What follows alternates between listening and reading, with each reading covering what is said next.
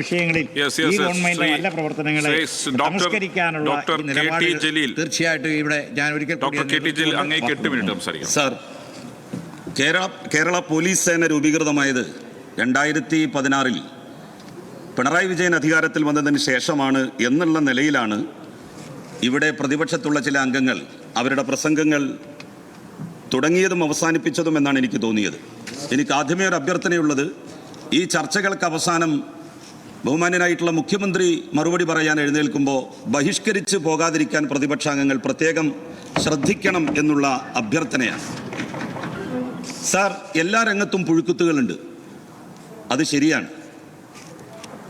ഉദ്യോഗസ്ഥ മേഖലയിൽ, പോലീസ് മേഖലയിൽ, രാഷ്ട്രീയ പാർട്ടികളുടെ നേതൃത്വത്തിൽ എല്ലാം ഒരു കുട്ടിയുടെ ജനിക്കാനുള്ള അവകാശത്തെ നിഷേധിച്ച് ഭ്രൂണത്തിൽ തന്നെ ആ കുട്ടിയെ കൊന്നുകളഞ്ഞു എന്ന ആരോപണം നേരിടുന്ന രാഹുൽ മാങ്കൂട്ടത്തെ പോലെയാണോ എല്ലാ യൂത്ത് കോൺഗ്രസ്സുകാരും, എല്ലാ കോൺഗ്രസ്സുകാരും?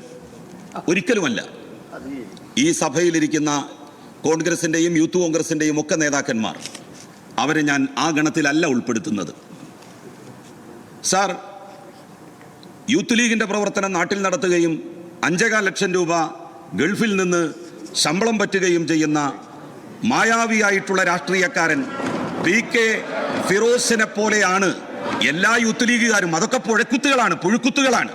അവരെ പോലെയാണ് എല്ലാ ലീഗുകാരും എന്ന് ഒരിക്കലും നമുക്ക് പറയാൻ കഴിയില്ലല്ലോ സാർ. എൻ്റെ സുഹൃത്ത് N ശംസുദ്ദീൻ അങ്ങനെയുള്ള ആളല്ല. എൻ്റെ സുഹൃത്ത് P ഉബൈദുള്ള അങ്ങനെയുള്ള ആളല്ല. അവരങ്ങനെ ആണ് എന്നല്ല ഞാൻ പറഞ്ഞത്. അപ്പോ രാഹുൽ മാങ്കൂട്ടത്തെയും PK ഫിറോസിനെയും ഒക്കെ പോലെയാണ് കോൺഗ്രസ്സുകാരും ലീഗുകാരും എന്ന് പറയുന്നത് പോലെയാണ് പോലീസിലെ പുഴുക്കുത്തുകളെ മുൻകൂട്ടി നിശ്ചയിച്ചുകൊണ്ട് അല്ലെങ്കിൽ അവരെ ചൂണ്ടിക്കാണിച്ചുകൊണ്ട് അവരെ പോലെയാണ് കേരള പോലീസ് എന്ന് പറയുന്നത്. സാർ, ഏറ്റവും വലിയ പോലീസ് മർദ്ദനത്തിന് വിധേയരായിട്ടുള്ളവർ ആരാണ്? അപ്പുറത്തിരിക്കുന്നവരാണോ ഇപ്പുറത്തിരിക്കുന്നവരാണോ? അവിടെ നിന്ന് പറഞ്ഞല്ലോ, കേരളത്തിന്റെ മുഖ്യമന്ത്രിയുടെ കസേരയിലിരിക്കുന്ന പിണറായി വിജയൻ എത്ര വലിയ പോലീസ് അതിക്രമങ്ങൾക്ക് വിധേയനായിട്ടുണ്ട്. അദ്ദേഹത്തിന്റെ പ്രസംഗം തന്നെ ഇവിടെ ഉദ്ധരിച്ചു.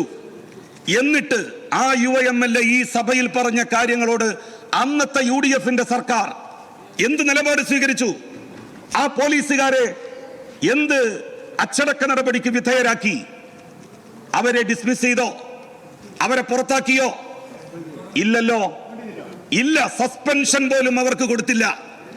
കേരളത്തിലെ ഒരു നിയമസഭാ അംഗത്തെ അതിക്രമിച്ചു എന്ന കേസിൽ സാർ, അവര് മാത്രമല്ല സാർ, കേരളത്തിന്റെ മുഖ്യമന്ത്രി മാത്രമല്ല, കേരളത്തിന്റെ സഹകരണ വകുപ്പ് മന്ത്രി വാസവൻ വലിയ പോലീസ് മർദ്ദനത്തിന് വിധേയനായിട്ടുണ്ട്. മുൻ മന്ത്രി TP രാമകൃഷ്ണനെ കക്കയം ക്യാമ്പിൽ കൊണ്ടുപോയി മർദ്ദിച്ചിട്ടുണ്ട് പോലീസ്. അവർക്കെതിരായി എന്ത് നിലപാട് സ്വീകരിച്ചു, എന്ത് നടപടി സ്വീകരിച്ചു? ഇതായിരിക്കുന്ന കടകംപള്ളി സുരേന്ദ്രൻ മുൻ മന്ത്രി അടിയന്തരാവസ്ഥ കാലത്ത് എന്തുമാത്രം പീഡനങ്ങൾ നേരിട്ടയാളാണ്. ആയിരിക്കുന്ന പൊന്നാനി MLA നന്ദകുമാർ അടിയന്തരാവസ്ഥ കാലത്ത് അതിക്രമങ്ങൾക്ക് വിധേയനായിട്ടുണ്ട്.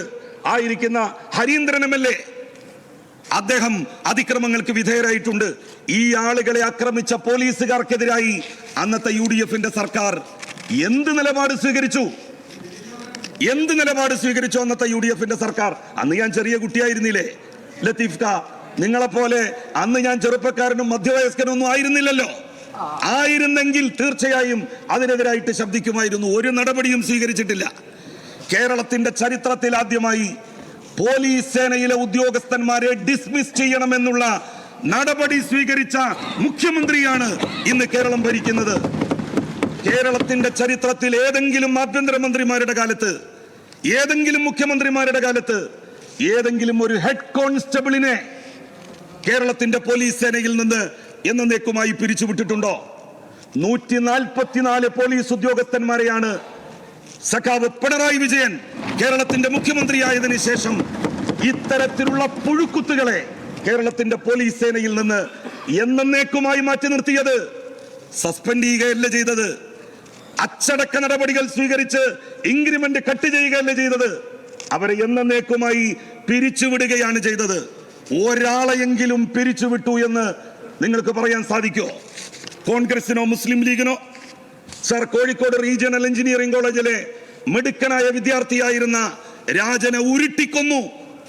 എന്നിട്ട് അവസാനം ആ രാജന്റെ മൃതദേഹം പോലും കത്തിച്ച് ചാമ്പലാക്കി കുടുംബക്കാർക്ക് കൊടുത്തോ ആ മൃതദേഹം? നമ്മളത് കേട്ടിട്ടുണ്ട്, അമേരിക്ക ചെയ്യാറുണ്ട് എന്ന് പറയാറുണ്ട്. മുഹമ്മദ് ഗദ്ദാഫി 40 കൊല്ലം ലിബിയയുടെ പ്രസിഡന്റ് ആയിരുന്ന മനുഷ്യനെ കൊന്നതിന് ശേഷം അദ്ദേഹത്തിന്റെ മൃതദേഹം അദ്ദേഹത്തിന്റെ കുടുംബക്കാർക്ക് കൊടുത്തില്ല. അവർ കൊണ്ടുപോയി നശിപ്പിച്ച് കത്തിച്ച് എവിടെയോ ഉപേക്ഷിച്ചു. വാരിയംകുന്നത്ത് കുഞ്ഞഹമ്മദ് ഹാജിയെ മലപ്പുറം കുന്നിന്റെ ചെരുവിൽ വെച്ച് വെടിവെച്ചു കൊന്ന ബ്രിട്ടീഷുകാർ അദ്ദേഹത്തിന്റെ മൃതദേഹവും ആർക്കും കൊടുത്തില്ല. എവിടെയോ കൊണ്ടുപോയി കത്തിച്ച് കടലിൽ മുക്കിത്താഴ്ത്തി എന്നാണ് ചരിത്രം പറയുന്നത്.